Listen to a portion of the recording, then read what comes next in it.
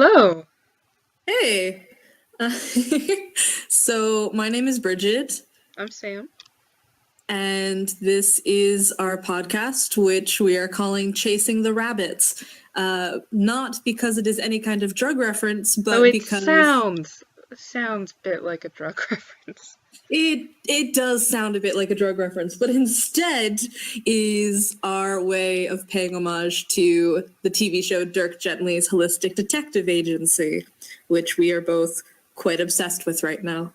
It is what brings us together today, though not quite together, so if there is any lag in the audio, it is because an ocean is between us.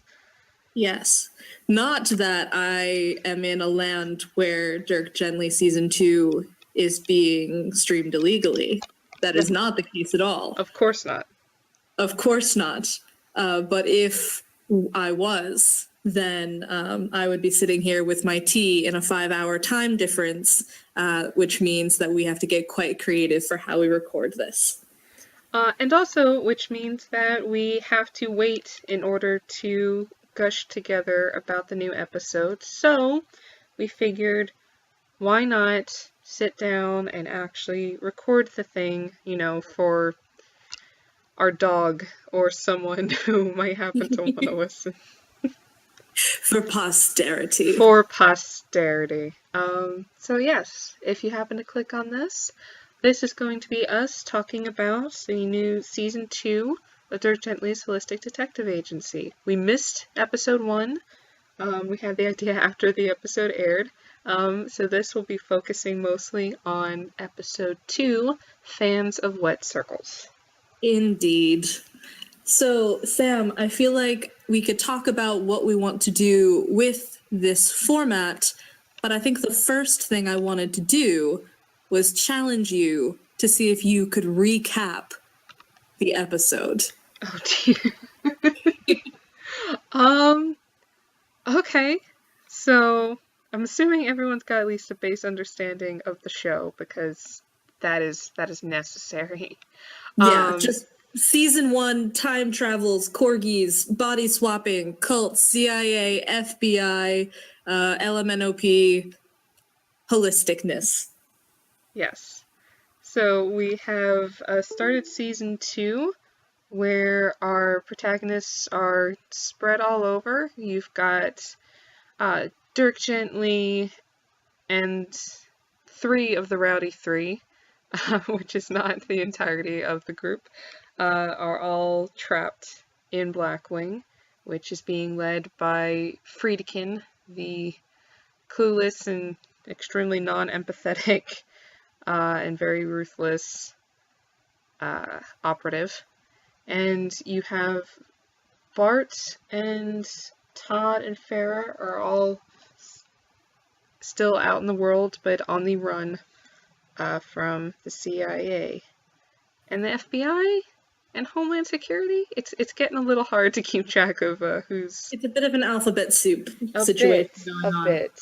So, right, come on, pick it up. Summary. Okay, Todd and Farah trying to find Dirk. Dirk's just trying to get through the day, and he's definitely not psychic. Who knows what Bart's doing with her time, but she wants to find her person. She does! And we meet up with our heroes. Todd is kind of losing his mind. Farah's trying to hold herself together and get them through. And we just had a car fall out of a tree. So that's where we start. That is where we start. And I kind of just want to go through the episode with you. Okay. I know what I would like to do at some point is just to rant and share feelings for a second. And then my other areas of interest would be putting some cool references or allusions in the show, switch some mad theories around, and then maybe make a prediction for what will happen next episode. Okay, that sounds good to me. All right. So in terms of just ranting about our feelings / talking about the episode, oh my God, oh my god. Dirk finally manages to escape Blackwing out of, some sort of strange magical water portal into the trunk of a car. Sees Todd, sees Farah. There's one shining, glorious moment of freedom, and then he gets handcuffed to a police station. Yes. And so I'm just feeling for him. I'm really feeling for him. I'm feeling for Todd, who thought that everything was finally coming together and his faith was being paid off. And now he's been demoted back to assistant. And Dirk is just going on and on about how great Hobbs is and about Mona Wilder and how important she is. Who is Mona Wilder? Who is Mona? The chief character of my last story, Todd. And Farah is continuing to hold everyone else together while no one else is listening to her or taking her feelings into consideration. So all in all, I'm having some very strong feelings about all of our major 3 characters. And I think that's very well warranted. Like I said, poor Todd is losing his goddamn mind. He is chasing the rabbits. Yeah, and again, not a euphemism, just literally spent 7 hours chasing a rabbit, which was also, in a way, chasing hope that everything will work out. And in a horrible parallel, I feel like, I forget who it was, because I follow too many Dirk Gently people on Tumblr. Hi. Someone kind of compared how Blackwing views Dirk to how Todd is now viewing Dirk. And the phrase that keeps coming up to my mind is just that, like, Dirk has become Todd's new lottery ticket. Yes. He needs something to hold his life together, and he's now literally chasing it. He refuses to let it go, and I'm really scared about what that's going to mean for Todd and Dirk's friendship. Yes, because we've got Dirk is finally free of Blackwing for the second time, so, that's not going to bring up any childhood traumas. Not at all. It's only been, 15, 16 years, and he was trying to, build this life for himself, only for him to be reminded that, oh right, you are a leaf on the stream of creation, and that means you have no control over yourself, and anything you build will be taken away from you, and you can be locked up just like that. No agency, no nothing. You're stuck. And not only to have no agency, but then to have everyone else assume that you have all of the agency and all of the answers. Exactly. So he's not a machine, but Blackwing is treating him like that. And he's not the solution to all of Todd's problems, but he's still expected to find Amanda suddenly and to get them sorted. And he's being reminded quite forcibly, as Todd puts it, in almost a bit of an aside, you said that we would be rewarded. We've now been your friends, and we're getting punished for it. So I feel like that was one of those tiny comments that, like, Dirk kind of, he was serious about it. He looked Todd in the eyes and said, things will work out. But I feel like he kind of brushed it off, and it made a bigger impact than we saw. What I kind of noticed, and maybe I'm just reading into it because I was just staring at them so hard during the episode, was that Dirk really, like, took a moment to be like, it will be okay, have faith in me, basically just kind of reaffirming you made the right choice in being my friend. But it kind of just slips out at the end, like, or you might just die. And they'd be like, no, you won't die. And then the rest of the episode, Dirk is just like, oh, look at all these wonderful coincidences. Yes. Everything is happening so swimmingly. Look at it. And at one point, even, he just shouts, I solved it. I solved the case.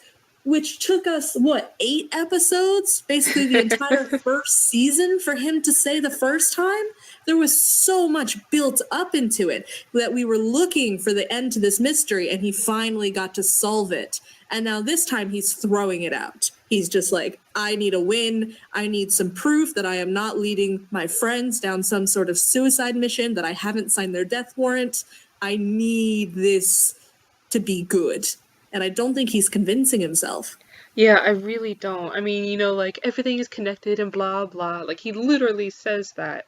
And I think Mm-hmm. part of it is actual gratitude that his life seems to be taking a good turn. I think he wants to believe that, Oh, like he's free and everything is fine. Everything is good. And I'm not sure he even knows how much is actual gratitude and how much is just like a coping mechanism. Like, yeah, my life just got, stolen and turned upside down, as per usual. And, I returned to, like my childhood trauma but, like, I think it's definitely going to come out later. I Like, think it's already coming out subtly, just in kind of how, what, I forget the word I used with you before, just kind of how sharp or kind of how like mm-hmm. casually almost cruel he is right now. Like he's being so blasé about Very it. And flippant. like yeah, and he like makes fun of Todd, who, like again is his new disciple. It's just like, this is a thing, right? The universe. And he just was like, oh yes, for a fan of wet circles, I'm sure this is great. Like almost like, ha ha ha, Todd, you don't understand. I'm in control. I've got this. I Is that what you understand how thought this behind works. it? Because I was kind of confused by like why he was so flippant with Todd at that moment. That was my thought. My thought was kind of like a, oh yes, ha ha ha ha ha. I've got this. That was my thought. Or maybe just like, oh, we're back into our usual wacky scenario. Mm-hmm. Which Tina even comments on, like, this is what you do. He just ignores what you says and then does whatever and it works out. And you gave up your life for this.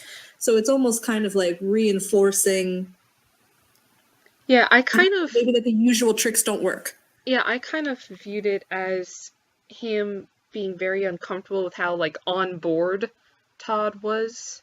And so he was Mm, trying to, kind of just like use the mm. brakes just to kind of, like, oh yeah, like don't dive right into it. Because last time, especially, when Todd, like was all in, with a giraffe mask and a fur coat and a Right, like you're starting electric to sound like crossbow, me. yeah, it went very wrong. Like Todd said he never wanted to see him again, and like they got shot and electrocuted. Yeah, yeah. Um, but yeah, so that's the way I viewed it. But also just I don't know. I also really thought the like everything works out or else you're dead line was very interesting. Um, What was your thought? because I feel like for Dirk, the way he said it so casually, I find it like a really cool concept, and it kind of dovetails into season one's, like life's just a series of puzzles until one of them kills you. Yeah, And I but feel, I oh, feel like it was a lot easier for Dirk to say, oh, sorry. I feel like it was a lot easier for Dirk to say that when it was just him that could have possibly been killed, or like people that he didn't care about possibly getting killed. It either works out or you get to, you move to the next puzzle or that puzzle kills you. But now he actually cares about these people. yeah, exactly. But also, I could see it being kind of like a coping mechanism for himself. Like, yeah, Mm. the universe is gonna lead me where it wills, and I'll like get through it, or I'll just die, and then I won't be at the beck and call of the universe anymore. And Yeah, I he'll get think, to rest. yeah, I think at some point he gets tired, and it's just like not something he's looking for, but it's kind of comforting to be like, or it could just be over. Yeah, one of the things that I remembered messaging you, and again, it was just a silly thing, was just the fact that Blackwing would try to wake him up in the mornings just by basically screaming at him, awake, awake, you're awake. Like, this is not a horrible dream. You're awake for all of this. This is real. And I feel like it would just be great. And then in his dreams are full of these horrible, tantalizing moments of freedom with his friends, coming to rescue him and people being relied on to help him, and then just having those get dashed. And so he's not had any rest. No, no, he's not. Ugh. Okay, we've talked about them a lot. Maybe we should move to one of the other, B teams, either the Rowdy Runaways or the Bart contingent, or I don't know. There's just so many people in play. Or Susie. Susie. Our Lady Macbeth. Exactly. I really love how that's kind of evolved. How, like, I've seen people add on to that. Just a casual mention of her reciting Macbeth got turned into a character study. Exactly. We've had... It adds a lot of kind of depth to the character, and also, like, lends a bit of foresight into how we think she's going to develop, because there's definitely something going on there. Yeah, and people keep mentioning, like, her son mentioned, "Oh, I'm not afraid of you," and her manager mentioned how awful she is, and then or how much of an attitude she had, and then her husband this episode, right before the ending, just starts talking about how she, like, she can't hide from who she used to be. Yes. Right, you mean right before she compelled her husband to commit murder? Yes. That. In another very Macbeth sort of twist. But I'm finding it very interesting. Her name, and the way that the Mage calls her, is Susanna, which in a lot of different languages refers to different types of flowers. And so I remember another Tumblr user, Princess Paradoxical, mentioned, like, look like the flower would be the serpent underneath, as another Macbeth reference. Mm-hmm. And she wears a shirt of white flowers, which this episode she tries and manages through magic to actually make clean after it had been stained with blood. So it looks pristine, but the blood is, it was still there. Yeah. The knowledge of it is still there, no matter how much she's magicked it away. And I also find it very funny that her last name, honestly, it's Borton, like Boreton, which for me just makes it seem like she's just completely done with her life. She had a ton of boredom, and now she wants to shake things up. Or else this seemingly harmless looking person going a la Lizzie Borden and just killing a bunch of people, going on a bit of a rampage. So I feel like there's just a lot going on with her character, especially in terms of expectation and reality.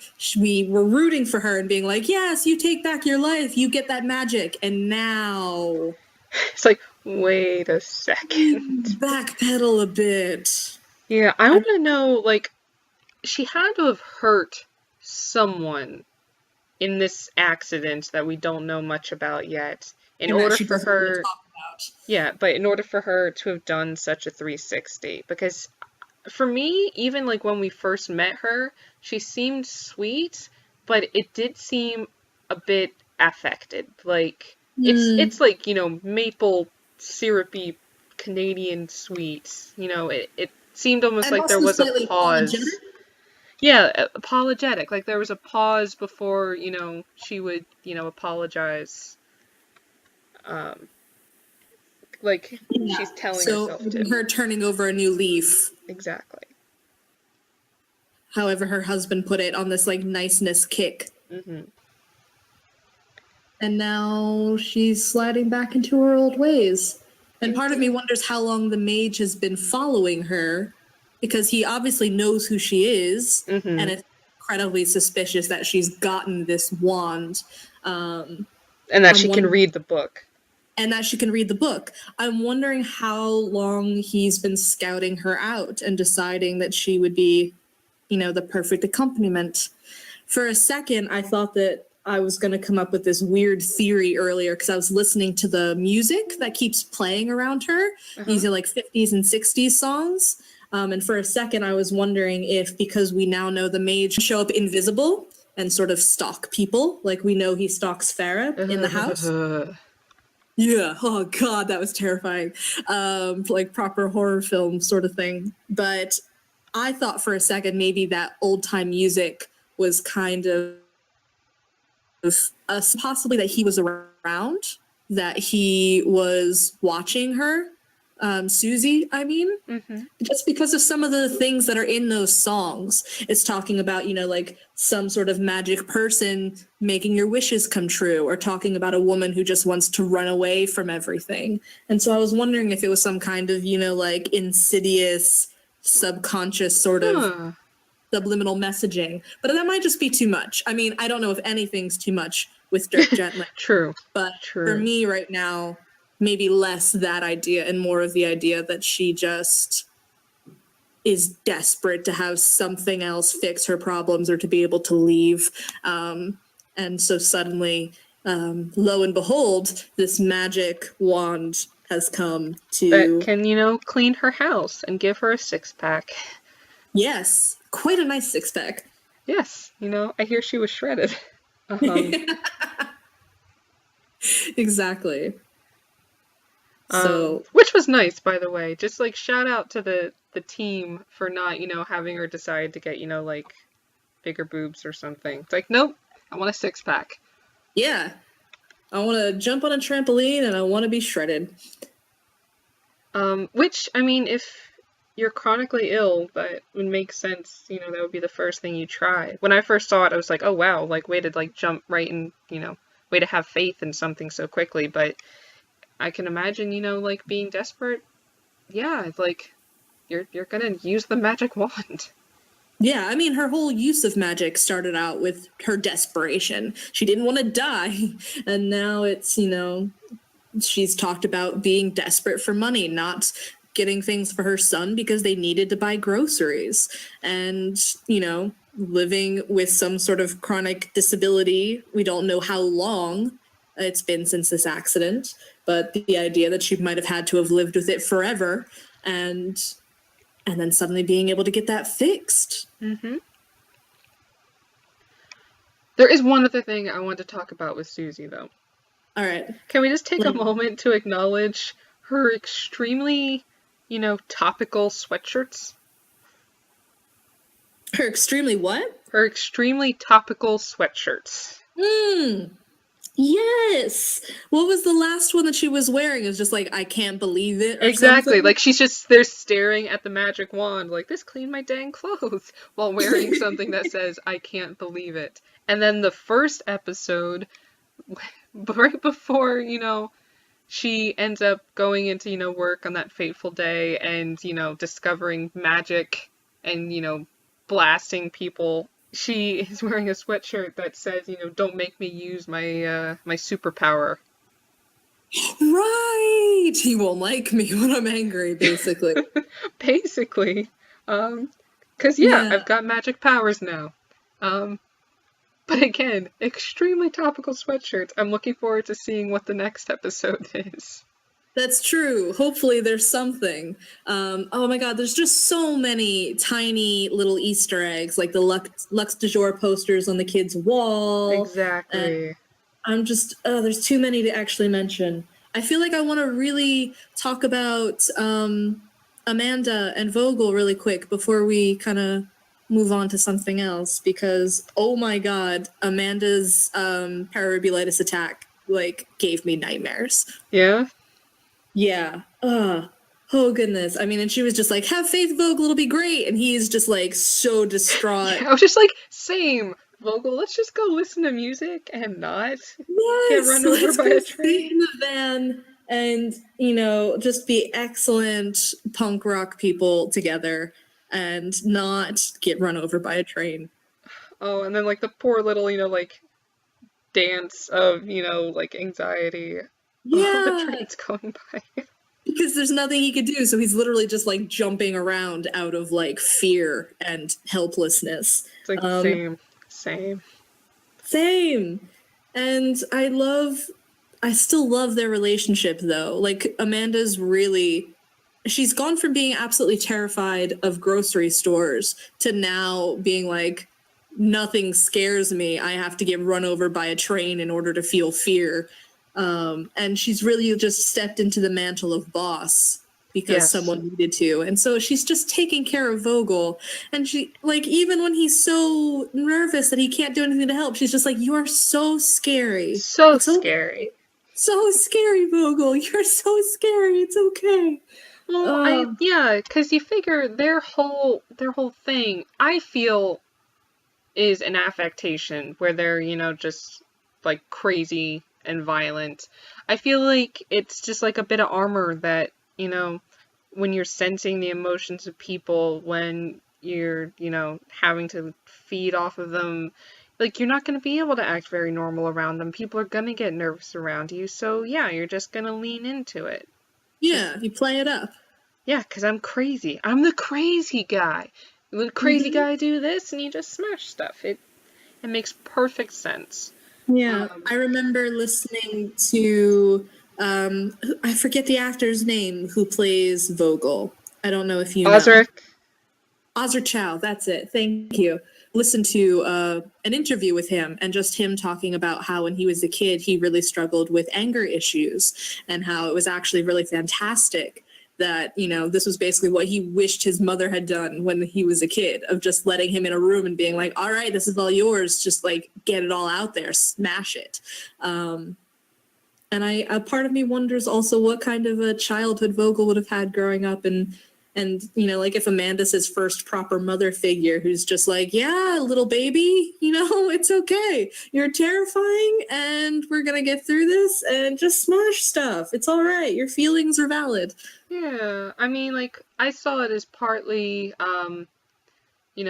he wants to be scary, like a goblin, because that's, that's his, that's his shield, that's his armor, like, no one's gonna hurt me because I am super scary.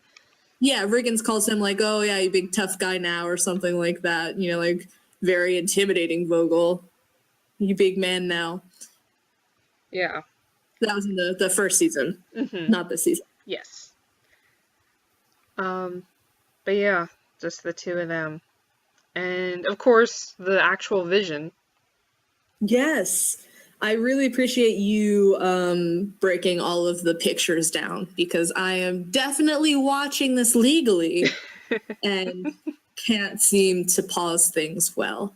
Yeah, so no, that's fine. We have some interesting images, some repeats, but some new things. Yeah, we got Scary Bart and Susie. No, not Bart, just Susie. I thought it was Susie. It's hard to tell through like the wash of blood. Like, yes. So maybe I just assumed it was Bart, but it looks like Susie. And okay. Well, going in order, we've got that same face with like the design across it that we've seen that I'm assuming is whoever is sending the visions. Yeah. Some kind of occult figure. Yeah, I don't know. I have no idea. And then we had a cool design. A lot of the visions, like, have been very fractally, very, kind of, The Mandelbrot sets. Exactly. The first image. Into infinity kind of thing. Yes, the first image is, I thought, just like a cool image until Armada Bronzeman on Tumblr pointed out that Amanda's jacket had something called a Mandelbrot set on it. And I was like, what is that? Let me Google it. And it is this cool visual representation of a mathematical concept. Like this repeating kind of mathematical concept. Which is an interesting thing to start with. I'm not sure what that means. Also very interesting from a TV show who also contains the lines, shut up math. Yeah. To have so much kind of, mathematically inspired imagery in like the title card and the visions and everything. I'm not sure what it means, but I'm looking forward to kind of seeing where that can go. For me, I just kind of imagine it as the idea of, like every action kind of spirals out from itself, creates new realities, leads to new paths. I don't know if it means new realities, you say? Well, I mean, there's at least one other reality with, magical pink-haired, scissor-wielding farmers and their really, really fantastic, ruggedly handsome but horrible at lying boyfriends. So, oh, he's so bad at lying. So bad. Oh, it was painful. But okay, yes. Wanted to go through the rest of the vision. Yes. Okay. Then we have the house with an open door, an intact open door, and what could possibly be kind of intact. It almost looks like the frame might be a bit broken, but still, it's not the way it looks now. Exactly. And some kind of like television or something that you can see through there. Which is interesting because I know that there's a television in some of the promo pictures of Dirk running through that house. Exactly. I mean, especially like because then we like the vision zooms in through the door onto that image, which is the outside of the house in the present day, it looks like. Ooh, okay. Which could be interesting if it's like someone observing the house and maybe calling on that red phone and talking to people Yes, from the different time mysterious red periods. phone. The mysterious red phone. Yes. And the only thing that isn't really burned and basically destroyed by that power surge that By they the had. 67. By the 57. 67. Yes. 67. My apologies. Okay. Yeah, I found it really interesting, just kind of the idea of, like the house within the house, reality within reality. And for me, the television kind of suggested, constructed realities, but I could be reaching on that point. Ooh, okay. A little bit of a like supernatural Gabriel zaps everyone into television show type thing. Or just, like the fact that TV is a constructed reality. And also a bit more of a meta thing because we're watching a TV show and, there's a TV in the TV show and just, play within a play kind of As thing. long as Silas and Panto are real, I am fine. But if they're real, then, like, what does it mean? I don't care. I want them to exist, Sam. Let me have my gay children, please. Fair enough, fair enough. Okay. Okay, then we have that same kind of murky reddish blood splatter thing through which we can see Susie's husband, whose name escapes me. Bob? Bob. Bob. Yes. Who we know from like future teases about the next episode that he might set out to actually kill people. Yes. Yes. And I don't know why that would happen or why Susie and Bob's and Dirk and Todd and Farah's paths would cross, but that does not bode well. It does not. Especially because everything seems to be, leading to the same spot. We've got another repeat of the motel in the visions. Yeah. Cardenas. Cardenas. Mm-hmm. And I think you mentioned the numbers that that Amanda keeps seeing in the images could possibly be a hotel room number. Yes, I was really I was going off after the first episode that was just saying ooh, it's like an 18, but the 8 kind of turns on its side, so it's an infinity symbol. That's so cool. Turns out it's probably not anything, that, esoteric. It's just literally, the motel room number, which Dirk Gently theories on Tumblr happened to notice. So I was going a bit too deep. They're probably maybe right. It's just there's a screw missing and the letter's a bit wonky. Exactly. But good catch on their part. Yes, and that actually shows up in the vision as well. Right after we get a view of Mona, or at least, the squeaky toy version of Mona. Yes. Outside again. So it's a place that we haven't seen yet, but it's the second time that's been repeated. It's strange because I feel like Mona is partially captured, but also partially maybe part puppet master, yes. If that's a way of saying it. We keep seeing the toy being held by Mr. Priest, by Friedkin. It's, she's sending Dirk out to do her dirty work. But it also seems like she's quite possibly really manipulating everyone at this point. Yes, I mean, she's the one who kind of instigated the case. She's got at least some of the cards, and we don't know her plan yet.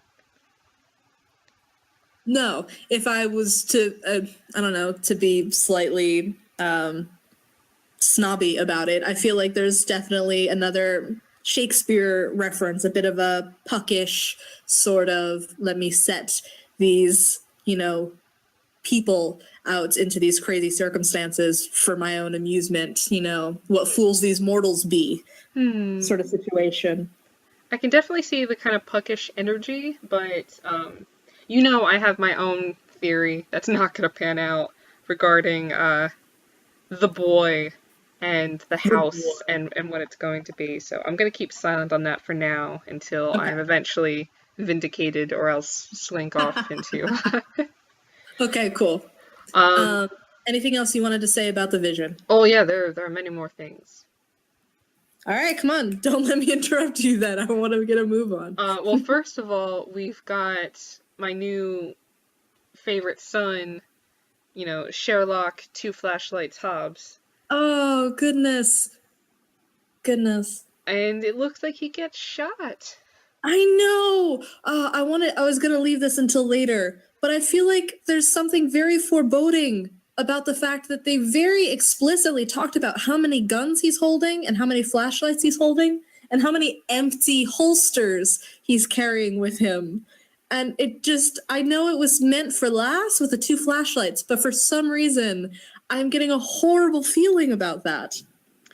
Yeah, no, they can't shoot him. Please. No! Let it be a metaphor, poetry and shit. Yes, Please. exactly. Metaphorical. He has to fall off a cliff by a waterfall and have his head explode like his namesake.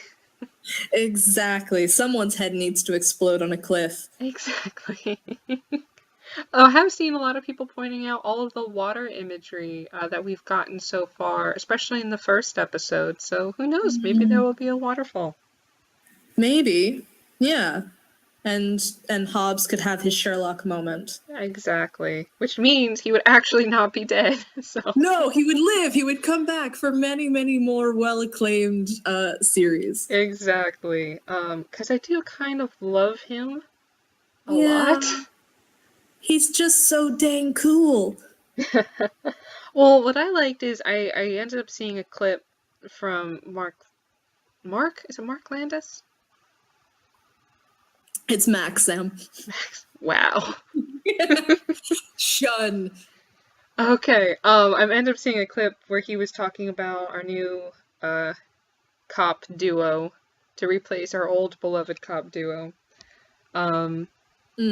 Yes, where talking about them, Hobbs, he's just there to help.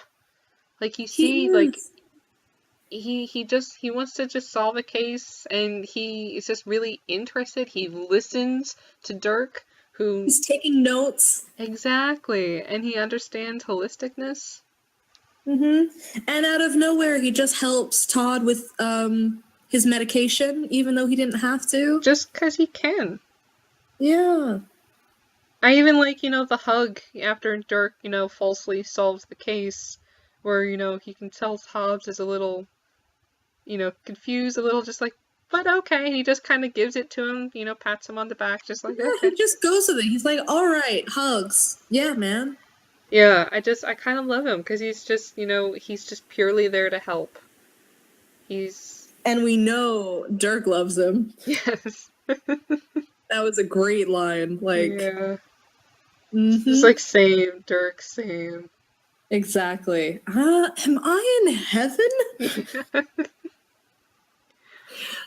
Okay, anyway, moving on. We have we have a child, I'm assuming, based off like the hand and the fact that they're using crayon, drawing a superhero by candlelight. Right. Or someone with a cape. Someone with a cape. Or a dress? Could it be a dress? I think it's a cape only because they've got pink hair. So I'm assuming it's Panto. And that would make perfect sense, especially with the whole prophecy thing. Yes. But for some reason, I was just thinking of also the princess from the television in season 1. Pretty pink princess who gives visions to people. True. So that's in my mind. But Panto would make a lot of sense. Yeah, especially because I'm assuming that this mural we've seen at least twice now, once with the vision and once with the skeleton underneath a tree. Yes, how it opened up with Yes. Yeah, quite a creepy drawing. I'm assuming that this is somehow, like, this is a depiction of the prophecy. Which also makes you kind of wonder, like, what came first? Did, Panto see the prophecy and wanted to be a hero, so he dyed his hair? Or did he, happen to have... Oh my god! I didn't even think of that! Oh, tiny little Panto just wants to be a hero! Oh... Yeah, and, Silas going like, oh my goodness, you're such a hero, hello. I love it. Okay. I can picture, like two little boys, running across a cave and seeing, this, dramatic prophecy, and that brings them together, like, we're gonna save the world together. Sam, you're breaking my heart. Sorry. Okay, anything else with the vision? Yes, lots of scissors. Lots and lots of scissors. Just many, many scissors. Again, the house. Martin in his, Blackwing prison, which is, pretty explicit. And then Montana, which was, thank you, Vision. That is actually, very clear. Yes, quite useful for a change. Yes, and you think like, okay, that's the end of it, Montana, and then easy enough. And then it pans to a scarecrow. You're like, oh, okay. One last creepy thing. Yeah. Just to chuck in there. Just basically checking off all my nightmares. Scary clowns from the last vision. Yep. Creepy scarecrows from this vision. Mm-hmm. And then it pans even more. You're like, not the last thing, and it's Priest, who's looking right at you. Yeah. Which in and of itself is really creepy. And now that we know Max Landis replied to, I feel horrible. I don't know the Twitter username, but someone made a question about who Priest had captured. And Max Landis basically said, well, everyone that you care about. Yes. Can we talk about that for a second? Because we know he's a bad guy. Yes. He knows he's a bad guy. He's very unapologetic about that. What on earth could have been so dire that would have caused them to set this, literal bogeyman after a tiny, toddling Dirk Gently? I know. Oh, goodness. And I'm going to try to, look it up really, really fast because I was not as prepared for you when it came to references. But there was someone who brought up the horrible theory that possibly Riggins used Priest because it made him look more kindly, cheerful by comparison, that he, used a bit of a carrot and stick approach, created a bogeyman for the children follow to haunt them basically, and then to swoop in order to seem better by comparison. And that just, I mean, that seems ill-calculated if Priest is as trigger happy as we assume he is. That's a surefire way to get somebody dead. But no, I can see that. And jumping, on that train, yes, that exactly. Conversation. Especially when you're working with small children. But anyway, we can move on and I will find that person. Okay. Yeah, because honestly, I mean, they must have been very small. For the greater good. It was for the greater good. But they must have been very small when they first got brought into Blackwing. And I can understand maybe with Bart and the Rowdies, because we don't know how they started feeding, how young Bart was when she started, doing her thing. Whether this, was something that slowly developed or something that, was there from the get-go. Also the fact that he's able to apparently, subvert the universe and capture Bart. I'm picturing him just sniping, a teenage Bart from a distance to knock her out. So we had to pause for a sec. Technical difficulties. It's good to hear you again. Good to hear you. Was there anything else while I was trying to hear you across the ocean? Well, I was kind of starting to dovetail into the conversation between Priest and Friedkin. Okay. What were your thoughts on that? Because that was an interesting conversation. I mean, part of it just seemed like the classic I'm an evil person gets things done kind of thing. I feel like I didn't have a lot of feelings about that conversation, except for the fact, like, of course, Friedkin is out of his element, but maybe you got more out of it than me. Well, I did think it was interesting. If for nothing else, I feel like it gives us some insight into Friedkin a bit more, because, you know, he had a really interesting character arc in the first season, where he went from, you know, bumbling, dopey, you know, just guy, Mm-hmm. to what I see as the turning point is his confrontation with the rowdies. I love that scene, you know. Yes. Um, You have regaled me with your yes. thoughts on that scene, which I thought was great. I went back to it and noticed the number of times that he actually pulled his gun on people, not just Amanda, but also the rowdies, and how they like tried to make sure that he would like was disarmed and de-escalated. Exactly. But he obviously, you know, kind of from that turning point went to the end where we see him murdering Estevez in cold blood. Mm. Yeah. So, very interesting character arc. And I feel like you get a bit of a sense of how that could happen with him with this new conversation because he's obviously not an empathetic character. In that, one, it's hard to understand his motivation, but also he just does not feel empathy. Um, he doesn't understand people. He casually shocks them and everything. Mm. He casually murders them because I feel like he's stuck in, you know, that I don't know what that adolescent stage is where like you don't see things from other people's point of view. You understand when things are happening to you. But it just doesn't translate when it's coming from someone else. Exactly, because he has almost like a moment of compassion where he's like, no, like I can't let anyone experience what I just experienced. Which Mm. I feel is just because, you know, he did feel what that would be like. He understands it for a bit. Whereas most of the time, I feel like he doesn't care. He doesn't, you know, think about how it can affect people. Not excusing him at all, because No, it's, you don't have to be smart in order to be a supervillain, basically. He's proving to be exactly, kind of dumb and unaware of other people's feelings, and in many cases, that might be exactly what makes you evil. exactly. You know, just kind of like he's looking out for himself. He saw a way to go to the top, and he doesn't really think about, you know, all the people he's hurting to get there. And now he's just trying to, you know, stay. Yeah, and I'm very aware of, you mentioned his like slight redeeming moment where he was like, "Oh no, I now know what this feels like. I can't let anyone else go through that." That fades quickly Oh, yeah. because Priest is a smooth talker and is saying exactly what Friedkin wants to hear. Exactly. And for all that he said, you know, the priest, that he was just the gun, he wasn't going to do anything unless Friedkin pointed, you have to kind of wonder if he's, you know, if he's sort of manipulating himself, if not, you know, to the top, because he doesn't want the responsibility, but he wants, you know, the, He wants to play.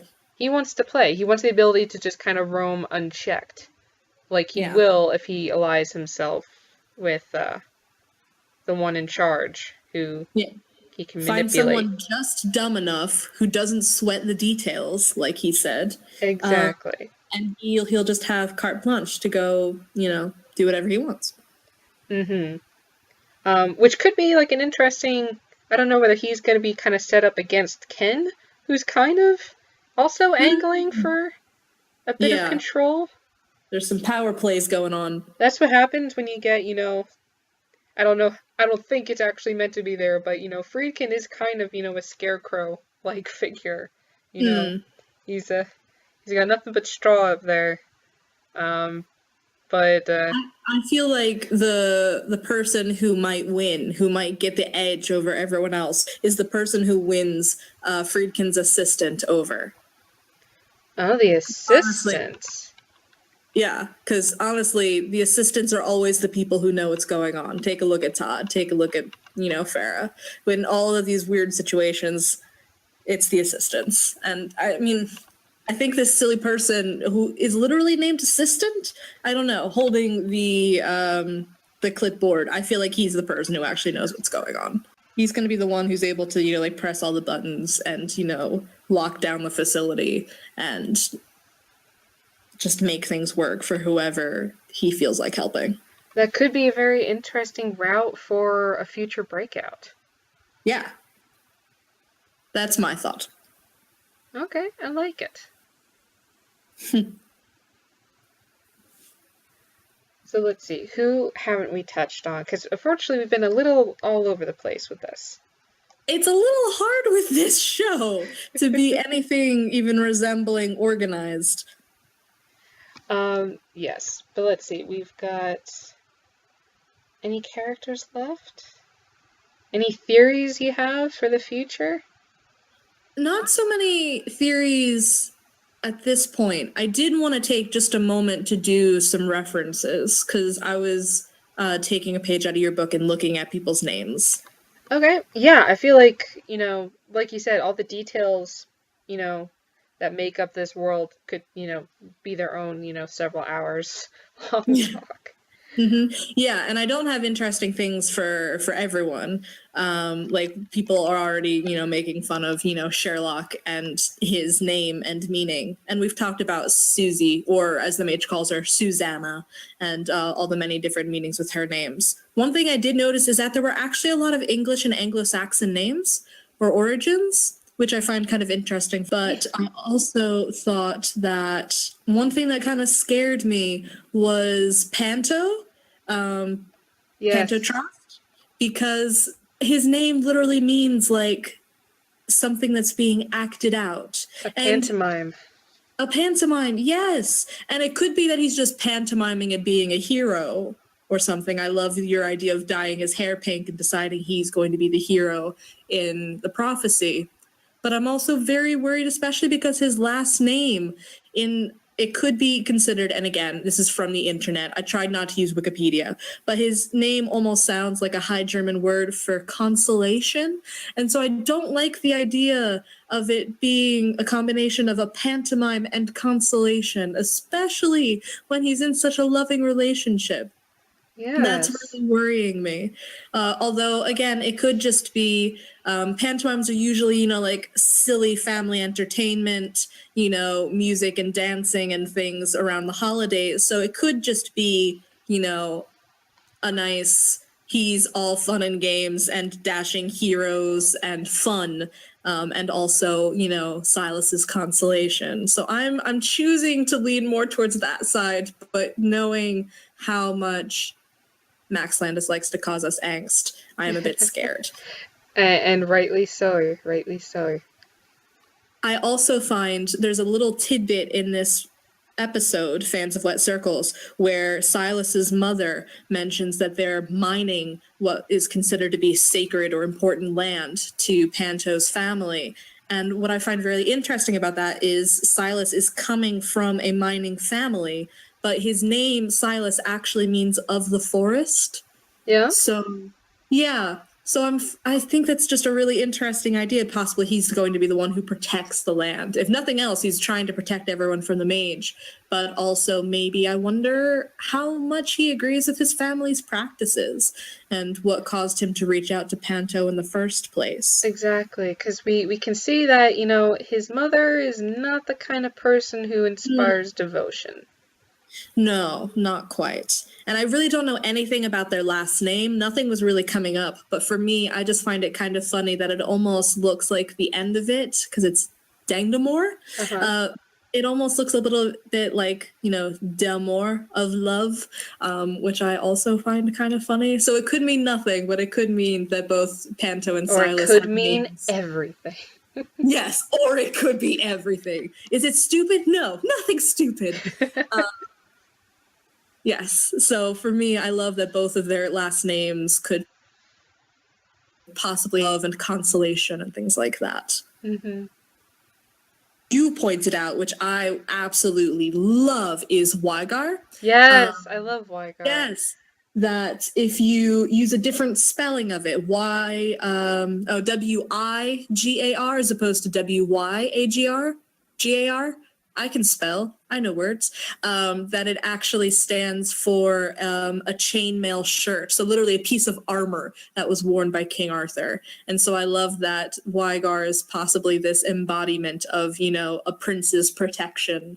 Not to mention his last name is Oak. So, like every single image that's accompanied by that, like steady as an oak, strong as an oak. Strong, yes. Yes. So he's constant and he's protective, and we can already see that because he's trying to help his poor charge just learn how to lie. Yeah, I love that he just stepped in there, just like gave him enough truth, like, no, he's crap with a sword, you know this. You're like, oh right, that's believable. And I didn't have much else in terms of names. The only other one I wanted to point out is that Mona, a lot of the different origins of that name lead to something like alone or loneliness or things like that, which is quite sad, but also might, reference to how she seems to be the only one of her kind, but she spends a lot of times trapped in everyday objects and not with other people, and we don't know where she's been. But I know, again, it was some sort of internet source, so I have no knowledge, but there was some sort of Arabic translation that someone had come up with that meant like unreachable wishes, which was just exotic and interesting enough for me to latch onto. So I feel like there could be a lot of potential there, especially when it comes to just like wish fulfillment, everything that she's doing for Dirk, but also the wishes maybe that she's granting people that will turn sour in some way, will turn on them, or just the fact that she's rather fantastical and can turn into anything that she wants. She might literally be an unreachable, unchainable, wild sort of wish. Everyone wants to use her powers, and she's the only one that can. Interesting. Very interesting. I don't think I had any more character names, though I did find it interesting that, the valley in Wendmore was Inglenook, which is a word, is an actual, like, English word. I forgot about that. Again, English. What does it mean? It is a kind of, like, little niche or sitting place by a fire where people used to, gather by the hearth in order to stay warm, back when fireplaces were the primary, means of heat, as well as, their other purposes. So what an interesting place to tell a story. Exactly. Oh, I like that. Exactly. Telling stories by the fireplace. And then Wendmore itself I find interesting because, to wend, yes, it's just to meander, to kind of go with a specific, place in mind, but to possibly not take a most direct route. And then more, of course, just geographically. But also I feel like more you to be moored in something, or when I picture just wandering through a sort of swamp or a sort of moor, I picture the idea of getting very lost.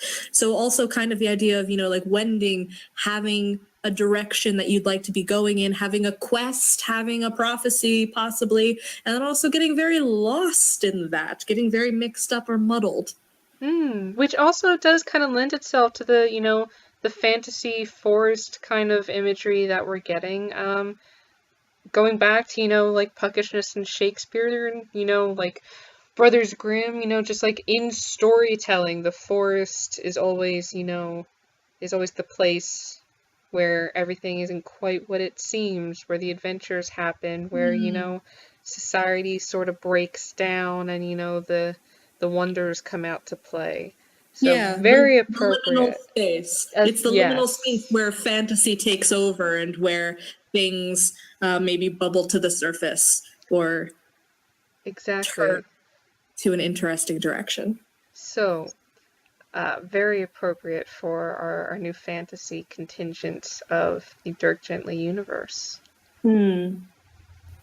So I feel like I'd like to end possibly with just like either a prediction or a hope for next episode. Okay.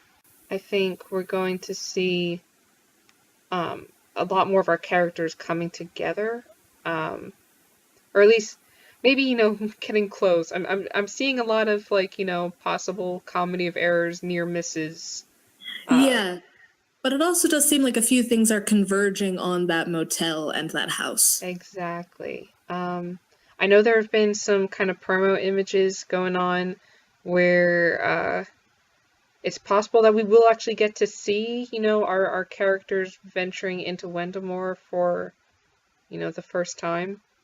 At least a lot's been made of Amanda and Vogel possibly being shot at by Priest, and finding their way through water, which seems to be, the means of conveyance to get to Wendemore. And we know we've seen them with a couple different armies. Yeah. Terrifying clown army and a terrifying boxy-headed army. Yeah. So I'm seeing a lot of stuff converging. Mostly it's just, we had, the first episode was, like all of the random, like, paint splatter kind of, plot points. And then the second episode we're just trying to, draw the lines between them. So hopefully, the third episode is just going to give us more character development, more connection points. I'm really looking forward to seeing how these new characters develop. I saw one person, unfortunately, my document closed out, so I can't read it anymore, so I can't remember who said it, but I saw someone pointing out that they think Deputy Tina, is definitely got a lot more going on than... Yes. I remember reading that and thinking it was very clever. Because honestly, she is immediately disarming with Todd by, playing up the fact that she's a fan.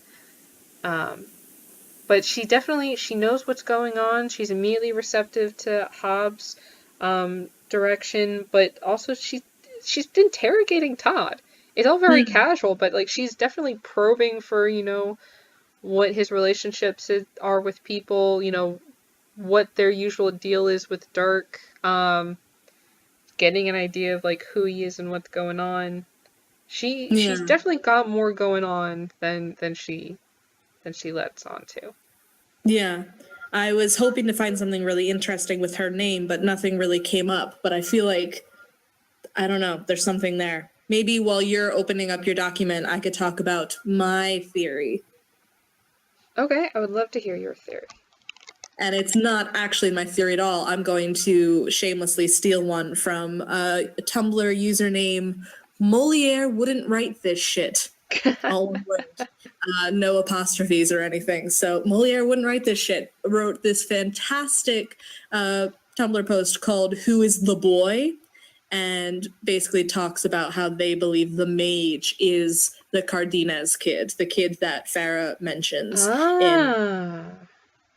in their discussions, which I feel like would work really, really well. We keep seeing shots of a small child drawing in a cave or talking about Wendemore, and we also know that this child vanished potentially when their parents vanished and were murdered during the Great 67. So I feel as though there could be some sort of horrible circumstance that the Mage as a child stumbled across Wendemore, managed to gather magical powers, and then very shortly after, maybe his parents come to some sort of horrible end. Ooh. And then we have a child, like drawing on a cave and coming up with stories and drawing about someone literally being trapped in a tree. So I feel like it could be one of those things where it's stupid, or I could, be with Todd and, nothing is stupid. But either way, I thought that that Tumblr theory was amazing, and I am all for it. in terms of any hopes that I have, my hope for next episode is that someone manages to sit Farrah down and tell her that she's amazing. Oh, someone hug this woman, please. Exactly. And that, you know, she is kind of like James Bond, but she shouldn't always have to be like James Bond. Exactly. So that is my hope. All right, so I guess we've rambled on for quite a long time at this point. What is it, an hour and a half? Yes. So we should find a way to wrap it up before we go forever. But I guess I just want to say that I enjoyed chatting with you. I enjoyed chatting with you too. Thank you. In the absolutely unlikely scenario that someone wants to chat with us, I guess I just wanted to put our email address at the end of this. Okay. So if anyone would like to write and tell us that we stole your Tumblr theory, or that we don't know what we're talking about, or maybe that, you know, we were slightly clever for a second, our email address for this podcast is all one word, lowercase, electricghostrhinos@gmail.com. So yes, shoot us a message. We love talking with everybody about all of this. It's a great community around the show. Good. And no one knows what the hell's going on, so we might as well all not know together. Yeah, we're all just chasing the rabbit. And with that, I was Sam. And I'm Brigid. And we will see you next time for episode 3 of season 2 of Dirk Gently's Holistic Detective Agency.